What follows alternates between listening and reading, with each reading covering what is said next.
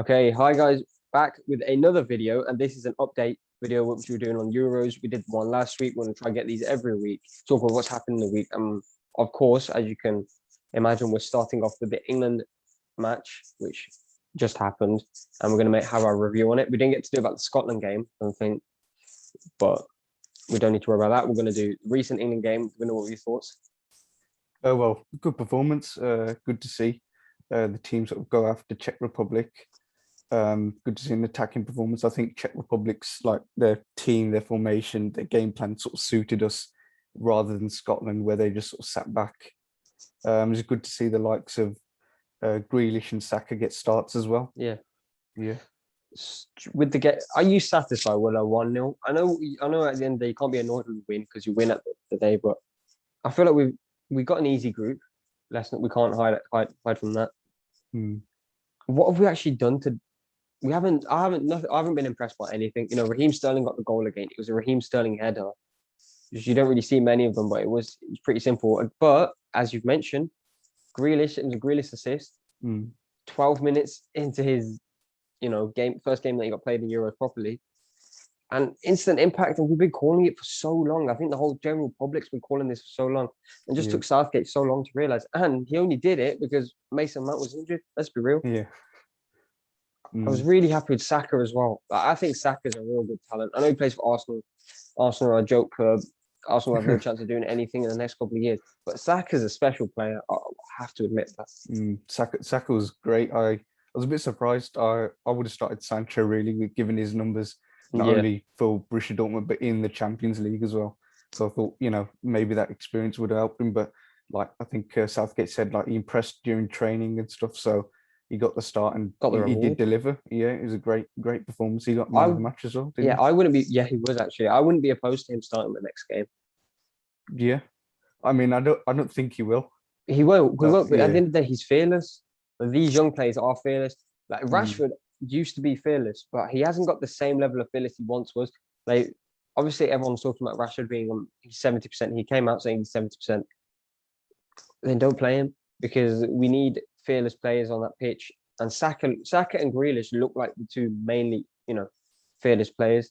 And I think that segues into a Harry Kane situation and how this, everyone spoke about him being Golden Boot winner. It was almost like unanimous. I was like, yeah, he'd win. He's yet to get a goal in the tournament or an assist. I think he had his first shot on target during the Czech Republic game, which sort of speaks for itself. I mean, quite a shock to everyone, not just England fans. I think it's a shock to just everyone. You could say it's even the system, like the England system, that doesn't suit him, or the fact that he doesn't have Heung-min Son with him as well. Yeah, but yeah, it's surprising to see that our number 9, with the numbers that he's had in the Premier League this season, he's not really having a major impact anywhere near the goal. Our number 9, and really, when you take everything into account, he's our only world-class player, officially, you ask anyone will say, yeah, he's the world-class player in that team. And to be honest, he hasn't done enough. For me as a fan, he hasn't done enough. Yeah. But it's Harry Kane, so I don't think he'll get dropped for anything. Just won't. No. I think because sometimes he just needs that one chance, doesn't he? That's all it is, yeah. He'll finish it, and he's a lethal striker. But he's just got to be in that box. And you could see, with our goal against Croatia and with our goal against Czech Republic, he was nowhere near the goal. He actually wasn't. That's what shocked me the most. Was I remember, like I was mentioned on the last episode, when Calvin Phillips played that ball into Sterling, I was thinking, shouldn't Kane be there? Isn't that where Kane's position should be as the striker? Even in the box, when Grealish plays that ball and Sterling heads it in, that Harry Kane should be on the end of that, in the box. But I guess he has adapted his game. Maybe switch more to a CDM. I don't know. Listen, whatever Southgate's telling him to do, and you got to listen to the manager, isn't it? And Harry Kane is definitely a player who you could tell if the manager says do this, he'll do what the manager says. How you do get some players who manager says you're playing here, but they'll drift into maybe the centre if they're playing right wing. They'll get a goal and move back to their position, interchange. But I think Harry Kane's just sticking to what Southgate's saying. It's his leadership as well, on the pitch. I mean, we probably don't really hear it, but he's probably really encouraging on that pitch to the rest of the players, Well, I hope especially so. the young Yeah. players as well. You know, so it'll be interesting to see what happens against Germany. Yeah. I don't think The the lineup classic. will be, yeah, what a game that will be. But I don't think the lineup will be too much of a surprise. I think he'll go back to maybe what we started with Croatia. If Mount's not there, then you maybe have You reckon? Grealish starting. You reckon Grealish starting for a second half? Maybe, yeah, it's I a just want to big see maybe though. how. But the thing is, like we're saying, it's a big maybe because we're taking into account how the manager thinks. But as anyone else in the world, it's not a maybe. You play Grealish Yeah, because he brings something that I don't think any other team in the tournament has, except for I mean, who has that midfielder which can do what Grealish does? I don't think any of the teams do because Bruno hasn't been on form. So I can't say Portugal have that player, that midfielder who's going through the defense. So we have like a gem, I'd say. You need to make use of the gem. yeah, And definitely. I we'll mean, get Grealish Mount, on if one day. he's, yeah, I mean, if Mason Mount is on, and he's in form, he can be like that. He can be Yeah, like 100%. driving at defenders, but the past two games he hasn't really. Grealish, he hasn't the last sort of 20 minutes or so against Scotland and during his time on the pitch against Czech Republic, he was, he's running at that defense fearless, like you said. Do you know what it is? It's like when managers say, you're not doing enough for me. And, the player will be like, well, I'm not getting enough time. Grealish has been given a time and he's shown why he should play again. So if the manager doesn't play him again, I don't understand, what's required from Grealish for him to start. And Maguire's back as well. I think I do like Maguire in the England defense. I think him and Stones are pretty good together. Mm. And Luke Shaw obviously played. I mean, who did you choose in the beginning when we asked? Were you Shaw or Chilwell? Yeah, I was sure. Yeah, I think we went. Did I go for a back three? I thought we would have went for a back three. Yeah, but we've always played with the four. Yeah, we haven't done the back which is three great yet. to see. Yeah, But how much are you going to be surprised if we whack out a back three next game? I don't think we will. I think he'll either go defensive by playing three defensive midfielders who play Phillips, Rice, and Henderson. No way. There are rumours of that going about. You So can't do that, surely. yeah, How can you do that? That's supposed to. then Calvin Phillips will play that sort of role that he played against Croatia. Oh, where he's getting got forward a bit. license to go forward. Yeah, but Fair enough. if someone's getting forward, surely you want someone like Grealish there, in the middle run defense. And with Grealish on, more likely to get Kane a goal. You get Kane in his, scoring form. And there we go. I think then you have even more chance. I think we get Kane the goals. I start to believe even more we can win the whole tournament because we might concede goals, but as long as we have confidence in scoring the goals, because as of now, we've only scored how many goals in the tournament? Three goals. Yeah. Two goals. Okay, yeah. 2 goals in the tournament so far. How much confidence does that bring? And these 2 goals came from Sterling, good player, but he's not. I wouldn't have put Sterling down as who's going to carry us, right? And yeah, so get Kane the goals, and I feel like maybe we can push even further than I originally thought. Yeah, because I mean, even looking at the tournament schedule, say if we do get past Germany, we have the favourable side of the route to the final. Yeah, with the likes of I think we will play Sweden or Ukraine. I think after if we, I mean, I'm thinking too far ahead, but almost a Southgate masterclass. Germany didn't really turn up against Hungary, did they? No, not until good game very though. late. Great game. I mean, Yeah. I was watching obviously we were watching the France game, but they were switching to it when the goals happened. It was crazy. What was it? So Hungary were winning, Germany scored, and then within like half a second, Hungary were back straight on from the restart. Yeah. I think that's the first moment where it's been the craziness of a tournament. Like a proper tournament moment, like a last second goal or something so quick, which you don't expect. It was great. I mean, we as England were facing each of the 4 teams in that. In that game, weren't we? Yep. So well, as I mentioned, it was France and Portugal, which was happening simultaneously with the Hungary game. What a game that was! I know the thing is, it was a game with penalties, right? Yeah, it was enjoyable. They put on a show. The big players turned up. I mean, Benzema, he's scoring, back for his for France. Nice to see and that. of course Cristiano Ronaldo.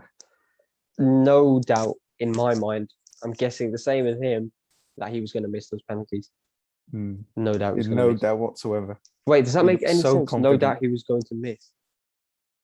No doubt he was going to score, right? Yeah. Does it mean the same thing, technically? Yeah. Yeah, no doubt he was basically. I knew Ronaldo was going to score before he even kicked the ball both times, and it was such convincing penalties. And now he's matched a record, sadly of a guy I can't actually name. Right? Can you name him? Is it Pecan or something like that? Oh yeah, no, it Joseph actually is. You're right. Pecan, Sure it is. Yeah. something like that. Yeah. So Ronaldo's matched that record. He's obviously going to break it. He'll win the Golden Boot, and he's 36 years old. He's And on 5 goals in this tournament. It's crazy. 3 pens, but Yeah. listen, do you Who want cares? him to miss the penalties? You know, Yeah. let him have them. So it's great to see Ronaldo in this tournament. And then the question is, how many tournaments has he got left for us to watch of him? Maybe I the next think- World Cup. Yeah. After that, I'm not too sure because it'd be another Europe, 4 years, reckon. won't it? But 2 years. sorry. Ibrahimovic only just ruled out Sweden, Yeah. and he's 39. So if he could do that, and of course Ronaldo's most physically fit right, player we've ever seen in our generation and in many generations to see, with the technology we currently have. I think if Ibrahimovic was ready to play in a major tournament at his age, Ronaldo, I reckon we've got him for another World Cup and Euros. Don't know how we would perform. But Yeah. let's not let's keep this podcast here as a token of our respect to Ronaldo and how we've called it early, so that when he gets a hat trick in the next World Cup, we've already called it. We were here. We Yeah, said it here. we were here. We said it in this video. Evidence, Mark the date. literally. So final part, second to final part, the final part. Who do we think will win the Euros now? We did our original one. You can go check that video out. I will literally just link it in the description, or you can just check the channel. Who do we think will win the Euros from now, and who's standing out to? I don't really think any team is standing out at the moment because the teams that we thought, France and Portugal, they've shown signs of vulnerability. And There's been no blowouts, has there? Yeah, No clean like sweeps. we thought after the first game, I thought France looked really strong, up front defensively, and then they drew to Hungary 1-1, Yes. and then drew to Portugal in the last game 2-2. So like they've got signs of conceding goals as well. Do you think it could? Is there any thought in your mind that maybe the 4 teams everyone talks about may not win, and it may be like, okay, depend. I think I know Italy. we're being maybe. hypothetical, Yeah. but could Hungary win it after their performances? Well, Hungary are out, but a Hungary. Wait, they're not third. Team, I thought they were third. No, Okay, doesn't they're matter. out, Doesn't yeah. matter. Well, a team like Hungary, like a Sweden, not a Yeah. top team. I don't think so. Maybe they'll get past the round of 16 into the quarterfinals, and we'll think maybe they could. But the big teams always turn up at the right times. Like Germany putting that performance against Portugal when everybody thought, "Hang on a minute, they might get knocked out." True. Are England then they closer gone and to? drew to Hungary, and then you thought, Yeah. "Hang on a minute." Are England closer to a team like Portugal or closer to a team like Sweden? I'll probably say Germany or Portugal, that sort, but we're a bit below them, and we're also a bit higher than the likes of Sweden, a team like Sweden. We've certainly got a chance this tournament, I think, because no team looks 100% Yeah, they really perfect in don't. every department. They all showing, that sometimes they can score great goals in some games, sometimes they can't. So it'll be interesting. I think we've got a good chance if we get past Germany. It could be coming out. If we get past Germany, I think everyone believes. You have to believe. Yeah. I believe. If we get past Germany, because of the momentum that comes from a game like Germany or beating a team like Germany, especially England beating Germany, they will. It will show. It will definitely show. They will probably get. Is it France? Who Portugal will got next? Portugal or Belgium. Oh, we haven't even mentioned Belgium yet. Yeah, they've been good, haven't they? It's 3 wins out of 3. Is it Best record so far, yeah. I'm Aren't they the not only team sure. to have won all 3 games?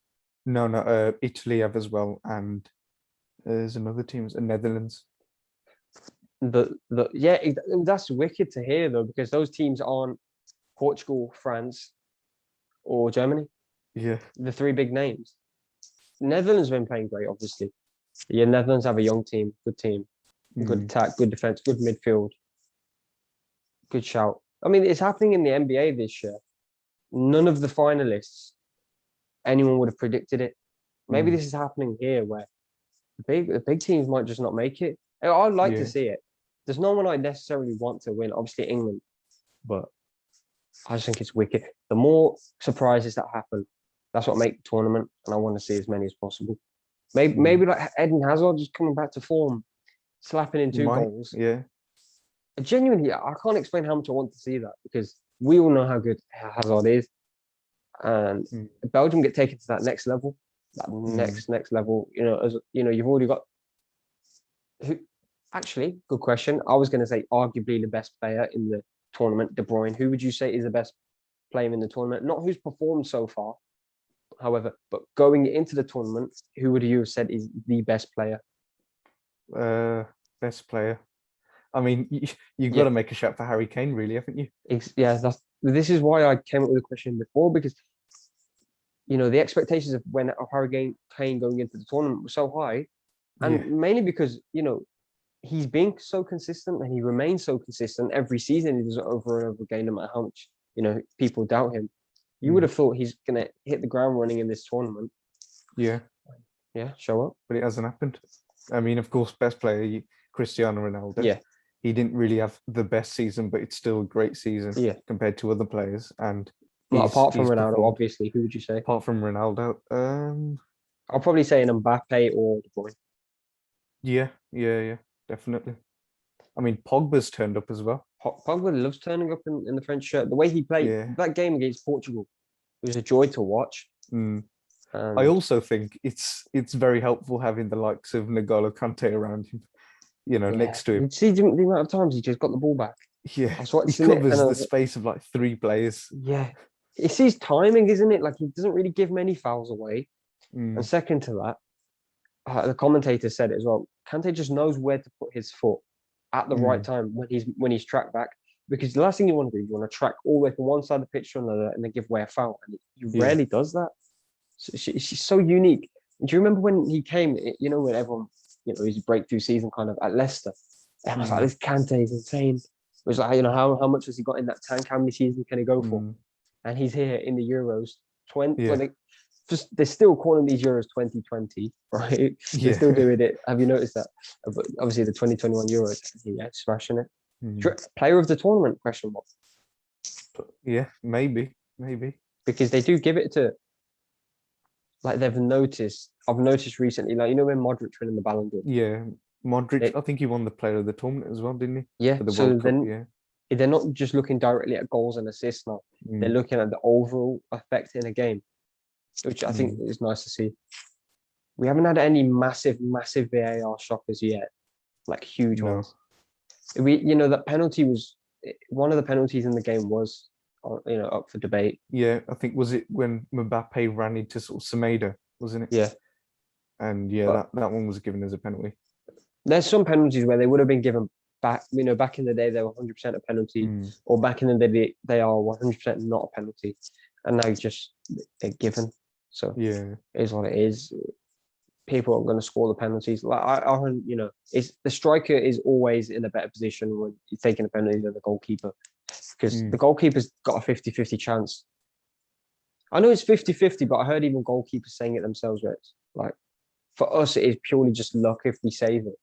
Yeah, I mean, you've got to imagine like the ball's traveling at like 60, 70 miles per hour. They've got to keep their foot on the line. Yep. And they've got to, then they've got to guess the right direction and be able to save it. It's crazy the amount of things that they have to sort of think of, at such a quick speed as well. Yeah. Whereas the penalty taker can just smash it. Yeah, exactly. Just put so much power into it, and even if the keeper guesses the right direction, he won't save it. They can flap it, and say they won't save it. Yeah, literally. Have you heard? Actually, to wrap this up, I heard some news recently. I don't know if you've heard it. I'm sure you might have. They're abolishing the away goal rule in the Champions League. Have you heard of Yeah. that? So now, I if heard you're about just drawing, they play extra time, about 15-minute halves. that. Mm. So now teams are just gonna play for a draw, so they can play. I don't like it, man. I mean, sometimes the away goal is annoying, when it's your team who are affected negatively by the away goal rule. But the game's the game, and it's part of the beauty of it. Yeah. I mean, like I I don't really like the away goal rule because sometimes a team could get a lucky goal like a 1-0. Yeah. Then next game it's like 2-1, but then that team who scored the away goal will go through, despite the fact it might have been a really close game. So I thing is, like, it's been there now for ages, for so many years, the away goal rule. Just keep it as it is. It's been working, well enough, and it adds to the drama of the game as well. Do you not believe that part of the away goal rule forces teams to attack it? It forces, exciting games, and Yeah, exactly. that's what we anticipate when we're going for Champions League second leg.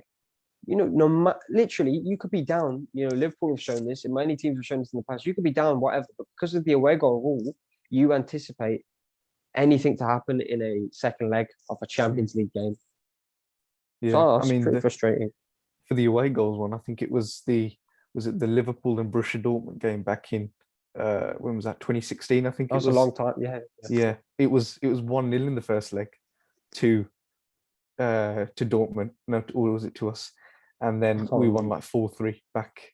Yeah. And it's just crazy. What a crazy game that was, because the goals were in favor of Dortmund quite a few times with the away goal rule. Yeah. So like we had to attack even more. It makes for exciting games, definitely. Yeah, and that's what football's about. I think football's lost a lot of excitement with VAR. Yeah. Players, Players can't properly celebrate now as well. Yeah. They're sort of waiting upon that. In general, I think football has changed into avoiding a loss rather than gaining a win. So teams are playing to avoid losing, so they'd rather not lose than get the win. So more conservative, not going out there. I don't know, yeah. It happens a lot in the Premier League. Why do you think there's been so many boring games between the big teams? But when the big teams play, it's like, okay, another 0-0, 1-1. Won't be anything crazy, because when the teams go 1-1, they're like, okay, it's best just to leave it here now. We both get a point. Whereas, listen, if we go all out attack, we'll probably concede, and vice versa. So then you just clash in the middle, and nothing happens. I think it's the media hype as well when it comes to the big games as well. Like, it just adds more to it. But that's part of football, though, isn't it? Yeah. I mean, if they hype it up a little bit less, then sometimes you can almost expect it. But then if you've got all these stats going at you and all these players are in form, have to make the money, though, isn't it? Yeah. That's why they hype it up so much. Is it's for the money. I think players should thrive off it. Hey, you ask all these players in interviews, they thrive off it. They're like, yeah, we love the big games. It's always good to challenge yourself against the best. But they don't turn up. Yeah, they don't turn up. No one turns up in big games. There's actually Gareth Bale. He was doing his interview on Sky Sports. It was about the Denmark game. Yeah. He got asked, so how does it feel to get to this stage? You're playing a great team, and he goes, yeah, it's always great to challenge yourself against the best of the best. He was talking about Denmark. You know what? Because Wales beat Denmark, right? Even Wales have had a great tournament. Yeah. They've got a lot of young players. Yeah, I mean, like, going into the last Euros, Wales were like the underdogs and the favourites, but now it's almost like Denmark are that sort of team, and Wales could be there to spoil the party. Yeah, hopefully they are. Wales, to keep the British teams going. Bale did have a great performance for Wales recently. Did you hear, because of Scotland being in the tournament, at the start, we've had more championship players than ever. So more championship and League One players than ever before seen in a major tournament. Wow. That's crazy. Take it how you want to take it. If you want to take it as it's decreasing the talent in a tournament, the talent pool, or if you think it makes it more fun, I mean, leave that down below in the comments. What are your thoughts about that? Do you like it that with more championship players, that they get the opportunity to play or do you think you'd rather see a young Spanish player from Real Madrid who's just come up through the ranks and just have Spain take him? Well, it depends on like the national team, though, doesn't it? Really, like Scotland. You think in the Premiership, there's the top players. What about just 3, 4, 5 maybe here? McGinn, Billy Gilmore, and Robertson, Tierney, Robertson, McTominay. Yeah, that's about it. Yeah, there's about 5 here, and then the rest will be from like the Championship. I mean, it's who cares really? As long as it's a good tournament, that's all I really care about. yeah. I've liked the tournament so far. I don't know, something about it. It hasn't. I don't know. I haven't felt it that much. Maybe it's just because England's performances have been so dull. I just haven't felt it like yet. Obviously, now we're going into the big parts of it, so it's different. The group stages are never the most entertaining anyway, so and they're not meant to be. So that's why I'm not too fussed about it. They're not meant to be the most entertaining. So well now, like because I suppose in the group stages as well, some teams were like going for third, so they would go for the draw, like you were saying earlier, like teams avoiding defeat and be happy to get a draw because then they qualify. But now it's win. Yeah, exactly. This is why I love it. I hate it because imagine being a United fan for these past seasons. You've had Jose Mourinho. I've had to live through avoiding the loss rather than going for the win, and Tottenham fans have just experienced it. Like, it's genuinely the worst feeling ever. You're sitting there, it's 89 minutes, you're shouting at the screen thinking, I put that shirt on, I'm running, and I'm making a goal happen. I was thinking, you're just sitting back. But at the end of the day, it's the manager telling them to do it. So how much can you blame the players? And Jose Mourinho being one of the biggest managers, shown it doesn't really work. But managers still kind of do it. Like I said, Southgate, in my opinion, doesn't take enough risks. But we'll have to see. Hopefully, they do say that could be to do with him being a defender. So his sort of pragmatic style is sort of almost implemented within the England team. So that's why he goes for like either three or 5 at the back, along with sort of 2 defensive midfielders instead of going for the attacking side. Where, to be honest, that's where we've got most of our talent. Yeah, we've got so much talent. Yeah. Also, defensive players tend to be leaders. Stereotypically, they tend to be leaders. So as you were saying, he's implementing his style and his experiences. I believe he gets along better with the defenders. So I think he has great relationship with Maguire, great relationship with Stones, Walker, these kind of players. I think he really gets along well with them. Like from the England videos, I mean, from what I can personally make out, is just there's nothing gospel about this, but I think you could tell the defenders enjoy it and they feel a sense of leadership, and the younger players look up to them. H. I mean, I think they're the most experienced as well, aren't they? The defenders, our attacking players. This is their first major tournament, isn't it? Yeah. So I think we should bank on that. Though. We bank on the fact that it's their first tournament. Like I mentioned before, fearless. Just go out there, put on a performance, and let's bring it home, man. It can happen. It can genuinely happen. Get Kane a goal. Get Grealish on the wing. Grealish wherever you want to put him. Listen, Grealish would do your job anywhere. We're about chipping Grealish. Grealish's biggest fans here. And we are going to be making a video, right, on this channel saying final episode of the Euros, England have won it. Hopefully. Hopefully we do. We could get we'll get more people on that episode. We'll get like a big thing going on, hopefully if it happens. We'll say it now. If that happens, we'll try and do something cool for that. 100%. 100%. Yeah. Okay. So any last words? No. Well, hopefully England get through. Yeah. And I look forward to it, guys. See. Yep. All right. See you guys next week on the 3rd episode. Yeah, stop.